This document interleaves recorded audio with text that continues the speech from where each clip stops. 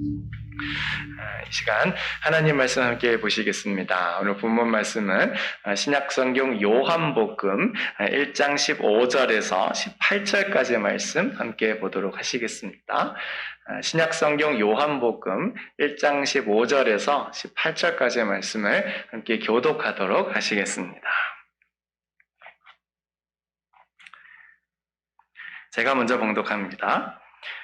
요한이 그에 대하여 증언하여 외쳐 이르되 내가 전에 말하기를 내 뒤에 오시는 이가 나보다 앞선 것은 나보다 먼저 계심이라 한 것이 이 사람을 가리킴이라 하니라.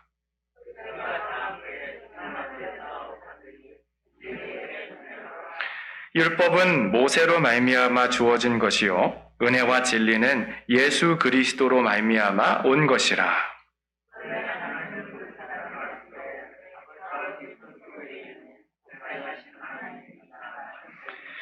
우리 16절 말씀만 우리 다 함께 한 번 더 봉독해 보도록 하시겠습니다. 셋, 넷.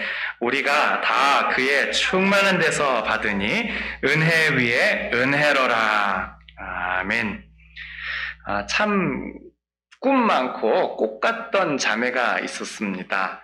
이지선 자매예요. 여러분 저 사진 혹시 기억하시는지 모르겠는데 참 아리따운 자매님이시죠. 많은 분들에게 지선아 사랑해 라고 하는 책으로 더 많이 알려지신 자매입니다. 이지선 자매님은 이제 서울에서 유아교육을 공부하던 23살의 평범한 여대생이었어요. 꽃같이 빛나는 외모로 인해서 주변의 많은 사람들에게 참 사랑을 많이 받았던 그런 자매였습니다. 대학생으로서 이제 공부를 열심히 하고 있었고, 그리고 이제 4학년이 되면서 이제 진로를 두고 고민하다가, 그래, 내가 이제 진짜 좀 더 공부 많이 해서 이제 이쪽으로 나가야겠다. 그래서 이제 대학원 갈 준비를 그렇게 하고 있었어요. 정말 주일이 되면 뭐 여느 크리스찬들처럼 교회에도 열심히 나갔고, 그리고 뭐 성가대로도 열심히 그렇게 활동했던 자매였습니다. 근데 어느 날 정말 청천벽력 같은 일이 그녀에게 생기고 말았죠. 학교에서 이제 밤늦게 공부를 하고 집에 가야 되는데 이제 친오빠가 내가 데려다 줄게 지선아 그러면서 이제 동생을 차에 태우고 이제 집에 돌아가고 있었어요. 신호 대기에서 이제 딱 걸려서 이제 가만히 기다리고 있었는데 반대편에서 만취한 운전자가 정면으로 와가지고 이 차를 그대로 추돌하고 만 거예요. 아무것도 안 하고 가만히 신호대기 하고 있었는데 만취한 운전자가 와가지고 이 차를 추돌하는 바람에 차가 전복이 되고 차가 그만 전소되고 마는 거예요.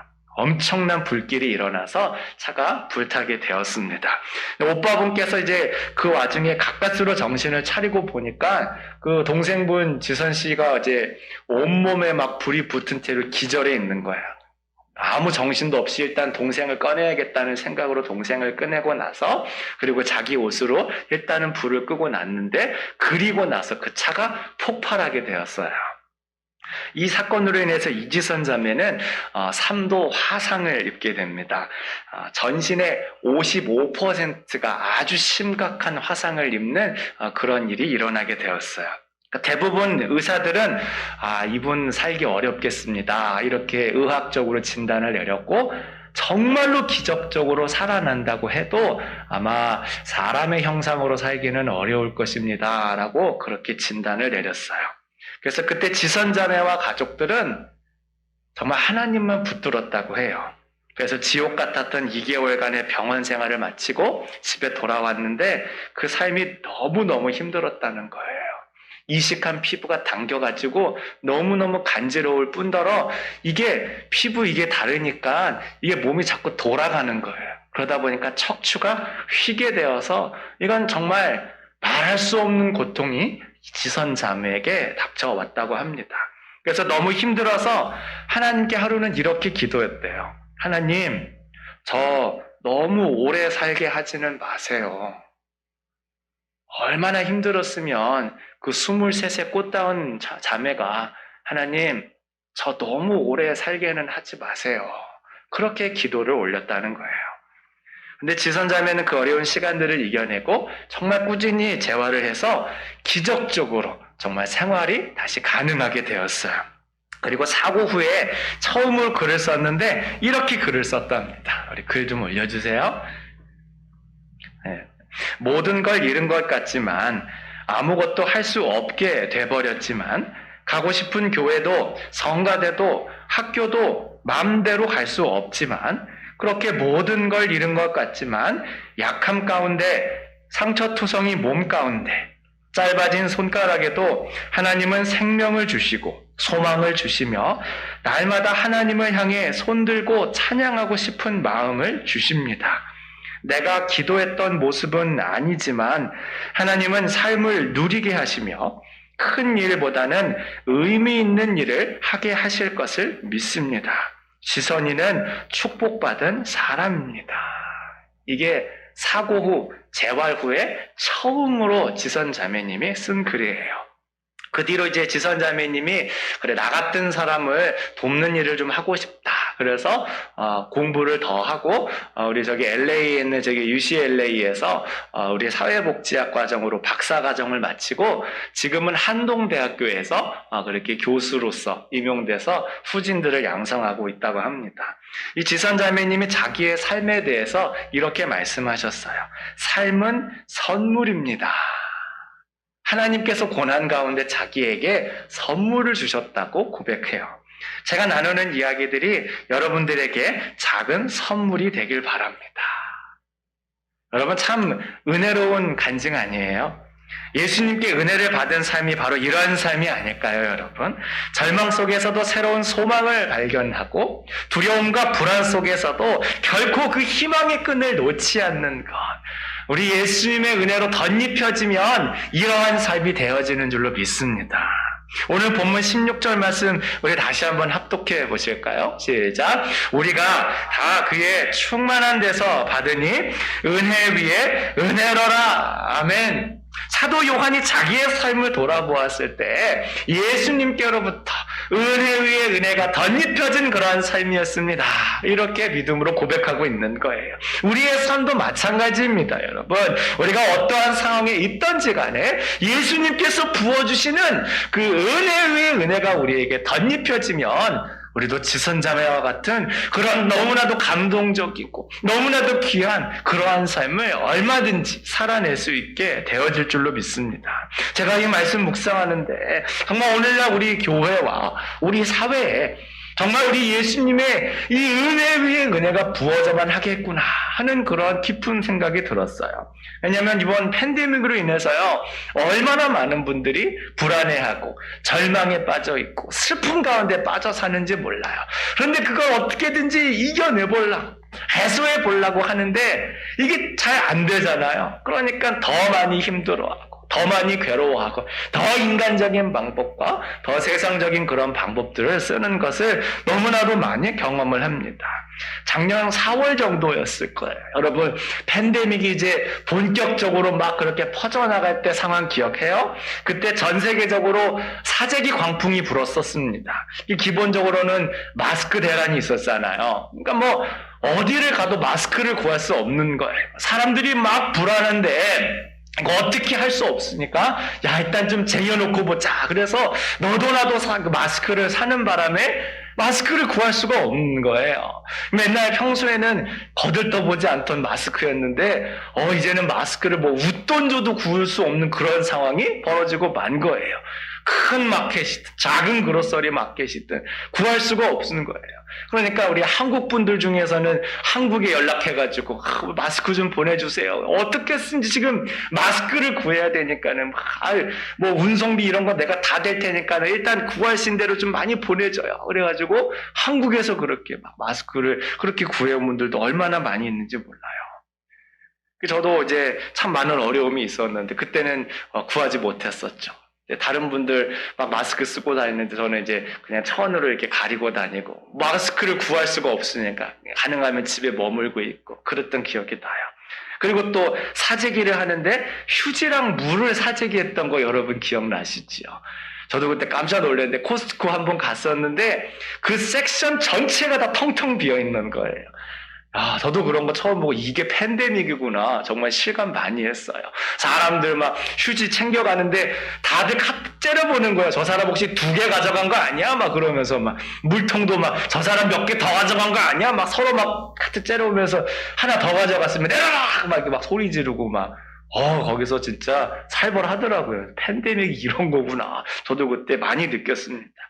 그리고 또 그때 사재기에 있던 물품이 하나 더 있습니다. 뭔가 하면은 탄약, 화기하고 탄약. 사람들이 총하고 총알을 닥치는 대로 긁어 모으는 거예요. 건샵 앞에 사람들이 길게 줄을 서 있는 거예요. 내가 어떻게 어렵게 구한 휴지인데, 내가 어떻게 어렵게 구한 마스크인데 이거 뺏길 수 없다. 그러면서 사람들이 건샵 앞에 줄을 길게 서가지고 총하고 총알을 사기 위해서 얼마나 장사진을 쳤는지 몰라요. 그래가지고 총알과 총알이 사재기를 벌였던 그런 일도 있었어요. 그리고 나서 좀 잠잠해지는가 싶더니 요즘 또 그런 모습이 나타나기 시작하죠. 이번에는 백신이에요. 백신 처음에 뭐 개발됐다, 뭐 긴급 승인됐다. 사람들이 이제 드디어 이 지긋지긋한 팬데믹 끝나나 보다 하고 있었는데 막상 뚜껑을 열어보니까는 생각과 너무 달랐잖아요. 이거는 뭐 백신 자체가 부족한 그런 사태가 일어나다 보니까 막 사람들이 막 더 불안해가지고 야, 언제 내 순서 돌아오는 거야? 내 순서 어떻게 좀 빨리 당길 수 없는 거야? 막 서로 막 그렇게 막 불안한 마음 가운데 이게 난리도 아니에요. 게다가 또 그런 틈을 타가지고 의료계에 종사하는 분들 중에는 이 백신 슬쩍 빼돌려가지고 자기 가족한테 먼저 맞히려고 그러거나 아니면은 요거 슬쩍 빼돌려가지고 부당한 이득을 취할 그러한 분들이 적발되는 일들이 점점 늘어나고 있다는 거예요. 그러니까 제가 그러한 일들을 보면서 야 정말 예수님의 은혜 위에 은혜가 부어지지 않으면 소망이 없겠구나 하는 그러한 생각들이 들게 돼요. 여러분 정말로 예수님의 그 은혜 위에 은혜가 우리 위에 부어져야지만 소망이 있는 줄로 믿습니다. 아멘. 정말 그런 거예요. 예수님의 은혜가 우리들 각자와 우리들의 가정과 우리들 교회와 이 사회 가운데 부어져야지만 우리가 정말 이 모든 어려움들을 극복해 나아갈 수 있게 되는 겁니다. 우리가 세상에서 아무리 소망을 찾아도요 그것은 다 제한적인 것들 뿐이에요. 요한일서 2장 15절에서 17절에 이렇게 기록했습니다. 우리 다 함께 합독하시겠습니다. 네. 이 세상이나 세상에 있는 것들을 사랑하지 말라. 누구든지 세상을 사랑하면 아버지의 사랑이 그 안에 있지 아니하니 이는 세상에 있는 모든 것이 육신의 정욕과 안목의 정욕과 이생의 자랑이니 다 아버지께로부터 온 것이 아니요 세상으로부터 온 것이라. 이 세상도 그 정욕도 지나가되 오직 하나님의 뜻을 행하는 자는 영원히 거하느니라. 아멘. 이 세상도 정욕도 그저 지나가는 것뿐이라는 거예요. 그저 잠시뿐이라는 겁니다. 그런데 우리가 그런 것을 붙들고 그런 것에 마치 영원한 소망이 있는 것처럼 그렇게 살아서는 안 된다는 거예요. 오직 예수님의 은혜 위에 은혜가 우리 가운데 부어져야지만 우리의 모든 삶이 새롭게 변화되어질 수 있다는 것입니다. 요한의 삶에도요, 은혜가 없었다면 이런 귀한 고백을 할 수 없었을 거예요. 많이 알려진 것은 아닌데 그 세상적으로 보면 이 사도 요한의 삶은 그렇게 생각보다 축복받은 삶은 아니었어요. 요한의 삶이라고 하는 것은 연로한 마리아를 봉양하는 것이 거의 그의 삶의 전부였습니다. 우리 요한복음 19장 27절 말씀 보면 이렇게 되어 있죠. 제가 읽어드릴게요. 또 그 제자에게 이르시되 보라 내 어머니라 하신대 그때부터 그 제자가 자기 집에 모시니라. 이 말씀에 나오는 그 제자가 바로 이 요한복음을 쓴 사도 요한이에요. 그리고 이거 말씀하시는 분이 우리 예수님이시죠. 우리 예수님 지금 십자가에 달려 계신데 자기 육체의 어머니 마리아를 사도 요한에게 부탁하는 거예요. 요한아, 이제 이 마리아를 좀 우리 어머니를 좀 잘 좀 봉양해 주렴. 그렇게 부탁을 한 거예요. 그래서 그 십자가 사건 이후로 요한은 그 일을 위해서 자기의 평생을 바치게 됩니다. 요한은 교회 역사에서 거의 물러나요. 여러분 사도행전 초반에 보면은 베드로와 함께 성전에 올라가다가 그 성전 미문에 앉아있는 그 선천성 장애인 일으키는 사건 있잖아요. 은과 금은 내게 없거니와 내게 있는 것으로 내게 이르느니 나사렛 예수 그리스도의 이름으로 일어나 걸으라. 그 사건 이후로 요한은 거의 교회 역사에서 자취를 감춰요. 성경에서도 거의 이름이 언급되지 않습니다. 그러다가 그의 이름이 다시 언급되는 게 어딘가 하면은 저 뒤편에 가서 요한 1서, 2서, 3서, 요한계시록 돼야 그의 이름이 비로소 언급이 돼요. 그러니까 그동안에 요한은 예수님께서 말씀하신 대로 그냥 마리아 봉양하는 것, 할머니 돌보는 것, 그 일에 자기의 모든 삶을 그냥 그렇게 쏟는 거예요. 서기 431년에 있었던 에베소 종교회의라는 것이 있는데 거기에 있는 그 종교회의 회의록에 따르면은 요한이 마리아를 위해 집을 한 채 지었다고 하는 그런 실제 역사적인 기록이 남아 있다고 합니다. 그러니까 요한은 그 십자가의 날 이후로 그냥 자기의 평생 90이 될 때까지, 그때가 이제 한 20살, 25 이때쯤 되는 나이였는데 90이 넘는 나이가 될 때까지 그냥 마리아 봉양하는 거, 그게 그의 사역이었던 거예요. 근데 얼마나 그가 고뇌가 많고 범민이 많았겠어요. 왜냐하면 자기랑 같이 예수님을 따라다니던 제자들은 안 그랬거든요. 예수님의 제자들이 12명이 있었지만 그 중에서도 우리가 이너서클이라고 부르는 사람들이 있어요. 베드로, 야고보, 요한, 이 세 사람은 예수님께서 특별히 더 생각하시는 것이 있으셨는지 어디를 가든지 그들은 조금 더 깊은 곳으로 그렇게 들어갔어요. 변화산에 갈 때도 베드로, 야고보, 그리고 요한 이렇게 세 명을 데리고 같이 올라가시는 거예요. 항상 무슨 말씀을 하실 때도 베드로, 야고보, 요한 이 셋을 항상 같이 품으시면서 예수님이 그들을 조금 더 집중적으로 그렇게 사역하신 것을 볼 수 있어요. 근데 베드로, 야고보는 어때요, 여러분? 지금 초대교회라고 불리는 예루살렘 교회의 리더가 된 거예요. 그래서 막 수천 명, 믿는 자만 3,000명이 넘는 막 어마어마한 교회에 정말 담임 목회자처럼 그렇게 싹 서가지고 막 기적을 행하고 복음을 전파하고 막 예수 그리스도의 십자가의 능력을 막 행하면서 막 여기저기서 사역을 하는 거예요. 많은 사람들이 저분들이 정말 영적인 리더구나. 야, 저분들을 따라가야겠다. 정말 놀라운 주의 종들이다. 그러면서 다 베드로와 야고보를 따라가는 겁니다.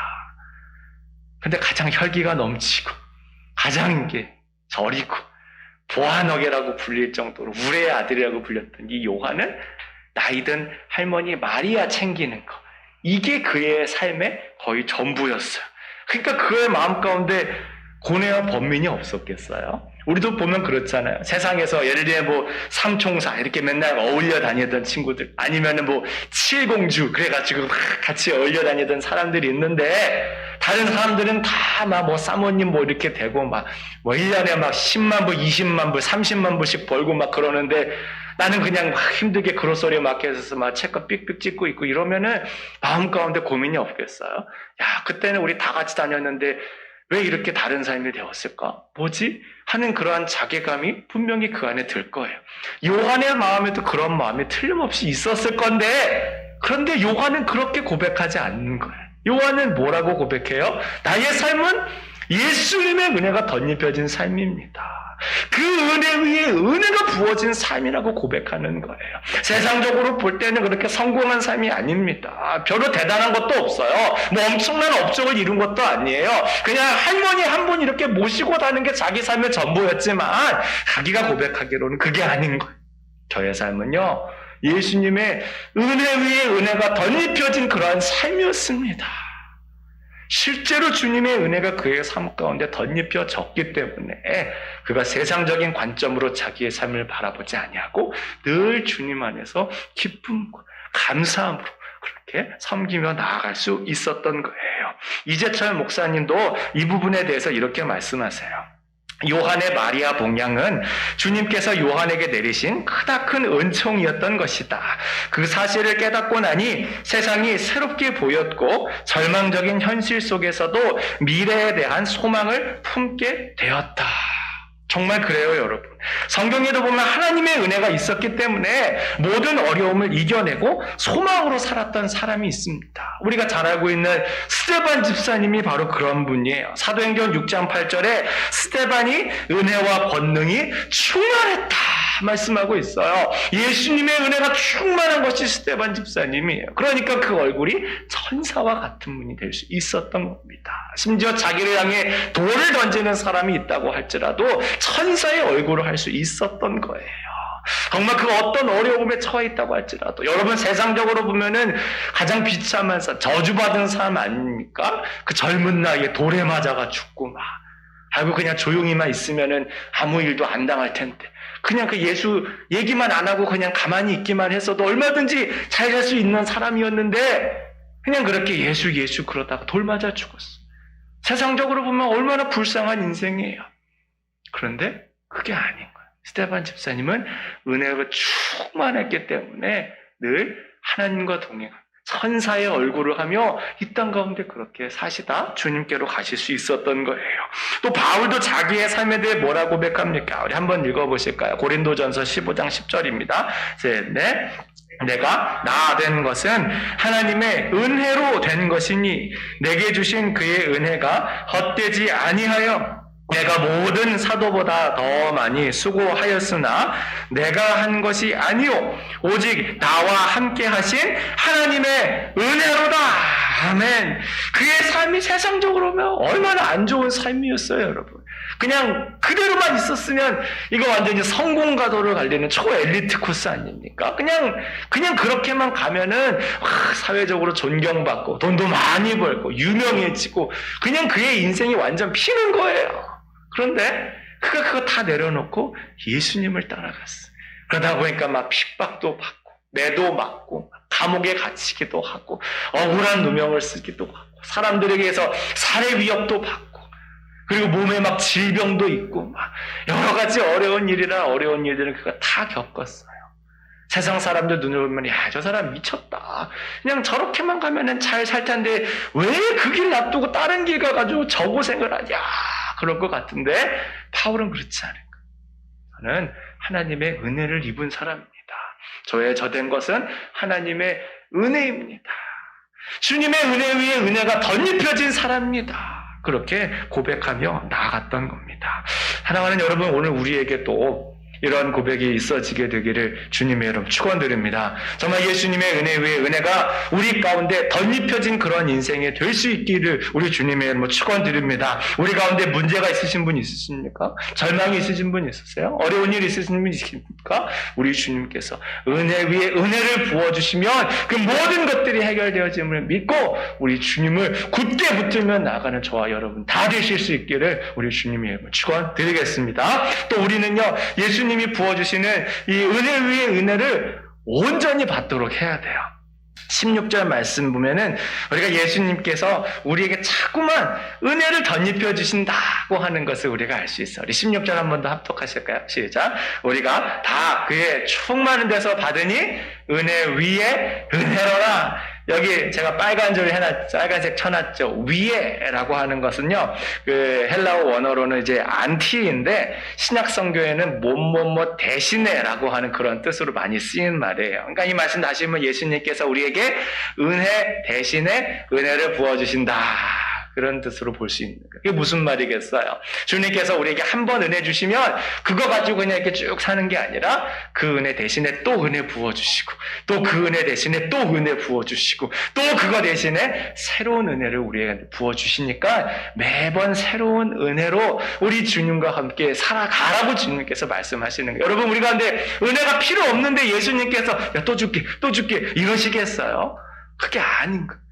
우리가 정말 그렇게 살지 않으면 안 되기 때문에 예수님께서 은혜를 주셨는데도 또 주시고 그것 대신에 새로운 은혜를 주시고 항상 우리 가운데 새로운 은혜를 계속해서 부어주시는 거예요. 은혜라고 하는 건 마치 자동차에 연료 집어넣는 것과 비슷한 것 같아요. 여러분, 차에 연료 한 번 넣었다고 두 번 안 넣는 사람 아무도 없잖아요. 때 되면은 또 넣고 그렇듯이 주님께서 우리에게 은혜를 계속 부어주셔야 돼요. 주님께서 주시는 그 은혜를 온전히 받아야 우리가 살아갈 수 있게 되어지는 겁니다. 제가 참 좋아하는 찬송가 중에 주 음성 외에는 찬양이 있어요. 그 가사가 이렇습니다. 주 음성 외에는 참 기쁨 없도다. 날 사랑하신 주 늘 계시옵소서. 기쁘고 기쁘도다. 항상 기쁘도다. 나 주께 왔사오니 복 주옵소서. 우리 찬송 한번 불러볼까요? 주 음성 외에는 참 기쁨 없도다. 날 사랑하신 주 늘 계시옵소서. 기쁘고 기쁘도다. 항상 기쁘도다. 나 주께 왔사오니 복 주옵소서. 이 후렴구가 영어로는 원래 이렇게 돼 있어요. I need thee. Oh, I need thee. Every hour I need thee. Oh, bless me now, my Savior. I come to thee. 매 시간마다 저는 주님이 필요합니다. 예전에 은혜 받은 거 그거 하나 가지고 그냥 그렇게 사는 게 아니에요. 매 시간마다 주님이 나에게 은혜 부어주시지 않으면 제가 살아갈 수 없다는 것을 깨닫습니다. 단 한순간이라도 주님께서 저와 함께 하시지 않으면 저는 살아갈 수가 없어요. I need 주님이 필요합니다. 매 시간마다 주님이 필요합니다. 나의 구세주 예수님. 복 주시옵소서. 우리의 삶이 그런 삶이 되어져야 되는 거예요. 여러분 정말 우리가 주님의 은혜 없이는 단 한순간도 살 수 없음을 고백하실 수 있게 되어지기를 바라겠습니다.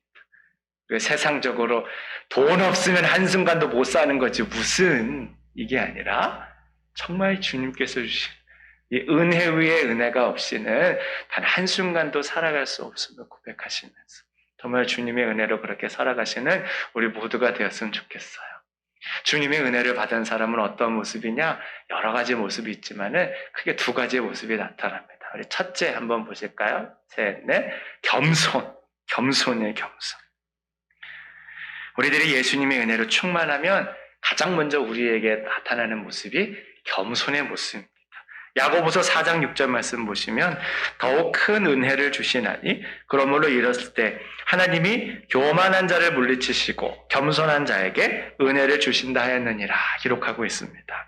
주님께서 주시는 은혜는 겸손과 아주 깊은 연관이 있다는 거예요.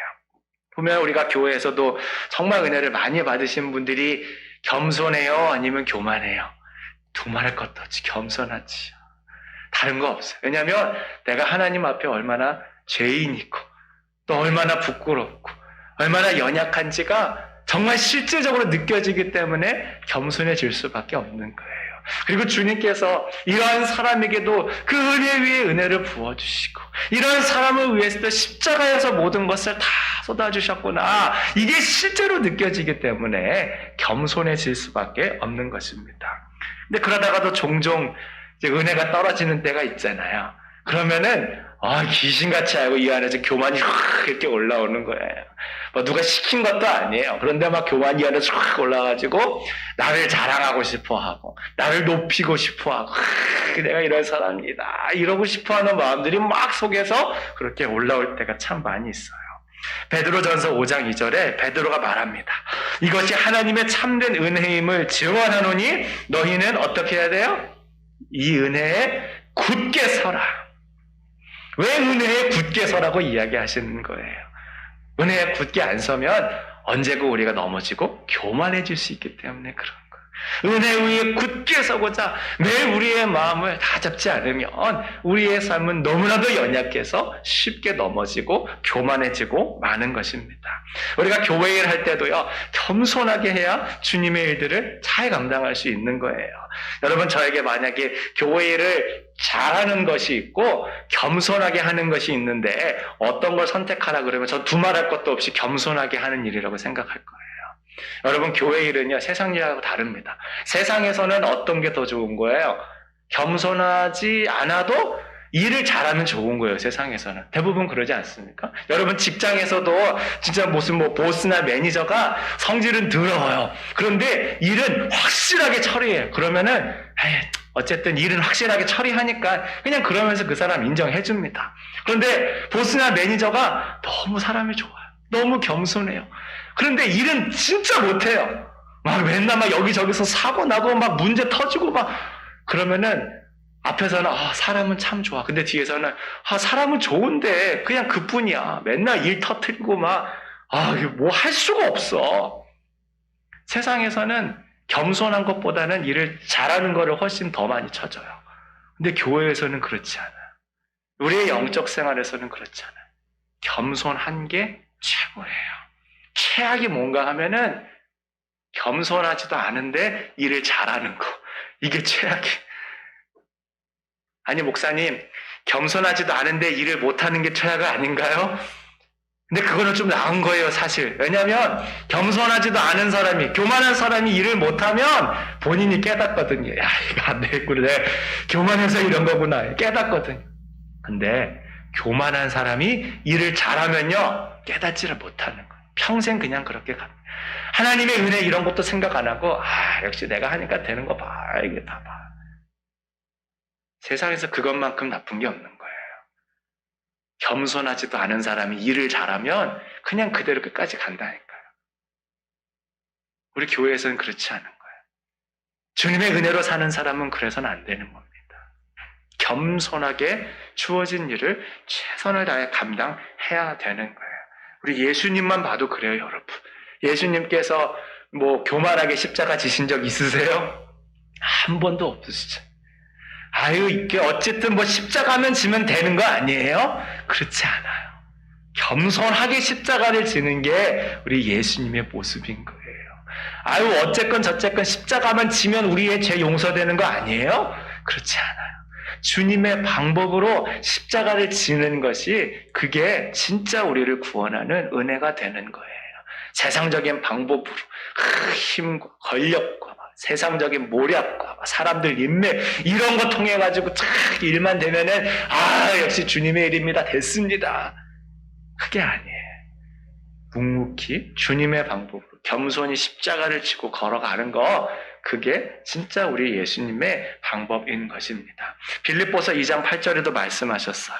사람의 모양으로 나타나사 자기를 낮추시고 죽기까지 복종하셨으니 곧 십자가에 죽으심이라. 겸손으로 십자가를 지는데 자기를 온전히 내어 주신 것입니다. 우리도 그렇게 예수님의 모습을 닮아서 정말로 겸손하게 그렇게 살아가고자 해야 될 줄로 믿습니다. 이게 바로 정말 주님께 은혜가 덧입혀지면 나타나는 모습이에요. 두 번째는 무엇인가? 두 번째는 바로 덮어줌이에요. 덮어줌. 은혜를 많이 입은 사람은요, 덮어주게 되어집니다. 그림 나왔는데 바로 그냥 넘어갈게요. 저 그림 보면은 저게 어떤 건지 여러분 알아차리실 수 있죠? 언약궤입니다. 언약궤. 언약궤. 이스라엘 백성에게 있어서 가장 중요한 성물이에요. 성물. 저거 없으면 아무것도 아니라고 할 정도로 이스라엘 백성들에게 가장 중요한 게 바로 언약궤예요. 전쟁 나갈 때에도요, 저거 들고 나가야 전쟁이 이기는 거지, 저거 안 들고 나가면은 아무리 뭐 사람 많다고 해도 이기질 못하는 거예요. 이스라엘 백성들에게 있어서 가장 중요한 게 저 언약궤인데, 얼마나 중요한지 뚜껑에도 이름이 있어요. 영어로는 지금 멀시시엣 이렇게 되어 있잖아요. 우리 새로운 한글 번역에는 속죄소라고 그렇게 번역이 되어 있는데, 다른 쪽에서는 이제 시은자라고도 그렇게 부릅니다. 옛날 사람들이 이제 좀 시은자다, 이런 이야기를 많이 해요. 저도 이제 그 시은자를 듣고 자란 세대여가지고, 시은자, 이게 조금 더 많이 익숙한데, 그 시은자를 저는 처음에는 무슨 시온하고 관계되어 있는 건가? 왜냐면 비슷하잖아요. 시온? 그래가지고, 이게 뭐 시온하고 관련되어 있는 뭐 그게 아닌가 싶었는데, 그런 뜻이 아니잖아요. 한자어로는 베풀 시자에 은혜 은자예요. 하나님이 은혜를 베풀어 주는 거. 그 은혜가 어떻게 어떻게 베풀어지는 거예요?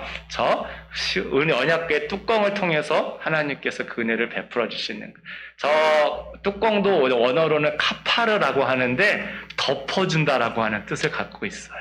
그러니까 하나님께서 은혜로 우리의 모든 연약함과 죄를 덮어주는 곳, 그게 바로 은혜의 자리라는 거예요. 세상에서는 막 들춰내고 막 이렇게 찌르고 이게 좋은 일 같지만은 하나님을 대면하는 곳에서는 하나님께서 우리의 모든 연약함을 덮어주시는 거예요. 우리 주님께서 몰라서 덮어주시는 게 아니라 다 아시는데 주님께서 우리를 사랑하시기 때문에 그 사랑으로 우리의 모든 허물을 덮어주시는 거예요. 대신 자기의 독생자 예수 그리스도를 십자가에 내어주셨기 때문에 그것을 믿는 모든 사람들은 다 주님께서 덮어주시는 거예요. 그게 주님의 은혜입니다. 우리 주님께서 우리에게 그렇게 은혜를 부어주시는 거예요. 우리 주님께서 은혜를 부어주시지 않고 우리의 모든 잘못들을 하나하나 다 들춰내시면 우리 집 가운데 누가 살 수 있겠어요? 아무도 살 수 없을 거예요. 아니 나는 그렇게 생각한 적도 없는데 내가 부지중에 저지른 죄악까지 주님께서 다 들춰내시면은 아마 단 한순간도 살아갈 수 없을 겁니다. 그렇기 때문에 우리 모두에게 정말로 주님의 은혜가 매 시간마다 필요한 거예요.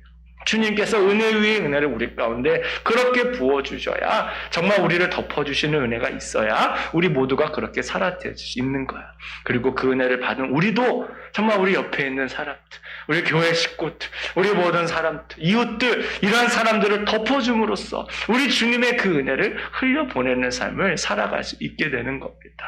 정말 우리가 그런 귀한 주님의 은혜 받은 모습으로 살아가게 되었으면 좋겠어요. 사랑하는 여러분, 오늘 본문 통해서 요한이 우리 예수님이 어떠한 분이신지를 우리에게 너무너무 잘 알려주셨어요.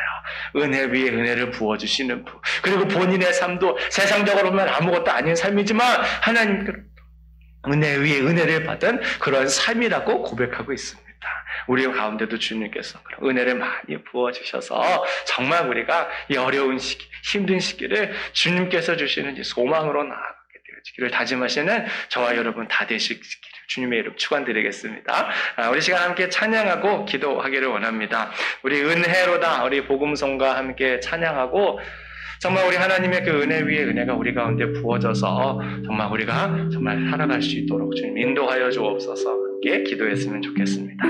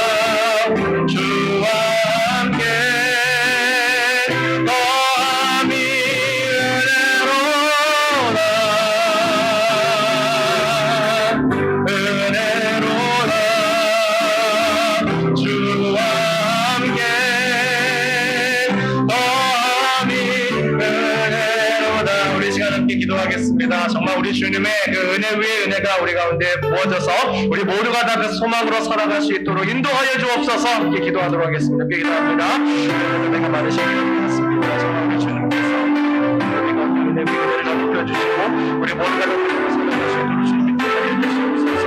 주님 우리의 연약함과 우리의 무지함과 우리의 완악함을 주님께서 한번 여겨주셔서 정말 주님의 은혜 위에 은혜가 우리 가운데 던져지는 그런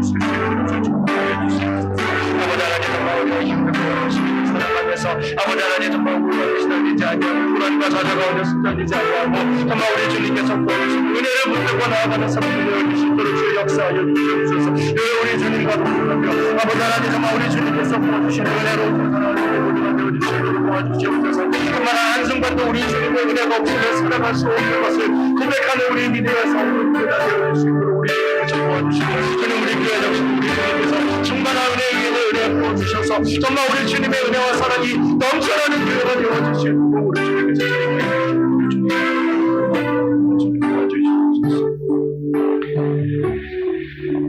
사랑과 자비가 많으신 주님 고맙습니다. 정말 우리 예수님의 은혜 위에 은혜가 우리 가운데 부어지지 아니하면 안 되는 줄로 고백합니다. 정말 주님께서 채워주시고 우리가 받은 은혜를 흘려보내는 그런 귀한 믿음의 사람들 되어줄 수 있도록 역사하여 주시옵소서. 날마다 우리 주님께서 주시는 은혜로 말미암아 소망을 두고 살아가는 믿음의 자녀들 다 되어줄 수 있도록 주여 역사하여 주옵소서. 이 모든 말씀을 예수님 이름으로 기도합니다. 아멘. 우리 찬송가 50장 3절 우리 다 함께 자리에서 서셔서 찬양하시며 봉헌하시겠습니다.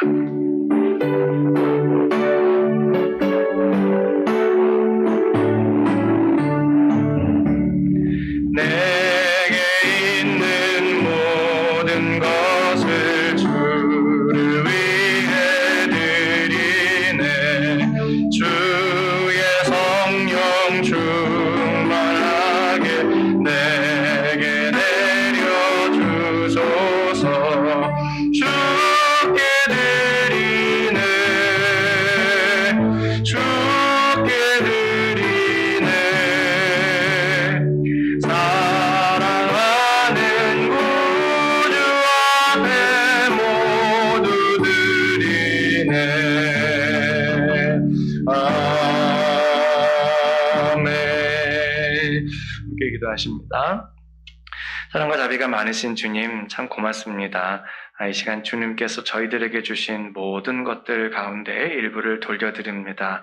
우리 하나님께서 기뻐하실 일들 가운데 사용되어지게 하여 주시옵소서. 주님 정말 어려운 상황 가운데서 또 헌금한 우리 모든 성도들 주님께서 기억하여 주옵시고 그 모든 어려움들이 해결되게 하여 주옵시고 주님 안에서 더 풍성하고 윤택한 삶이 되어질 수 있도록 축복 더하여 주시옵소서. 우리 연로하신 부모님들 건강을 지켜주시고 우리 군문에 있는 자녀들 공부하는 자녀와 그리고 타지에 있는 자녀들 그리고 타국에 있는 자녀들과 우리 어린 생명들 주여 다 기억하여 주셔서 그들이 이 땅 살아가면서 정말로 우리 주님의 은혜 위에 은혜로 덧입혀진 삶이 되어질 수 있도록 날마다 축복 더하여 주옵소서. 주님 참으로 좋지 않은 날씨 가운데 우리 있는 성도들도 있습니다. 그들을 지켜주시고 보호하여 주시고 정말 그들에게 큰일이 일어나지 않도록 우리 주님께서 특별히 인도하여 주옵소서.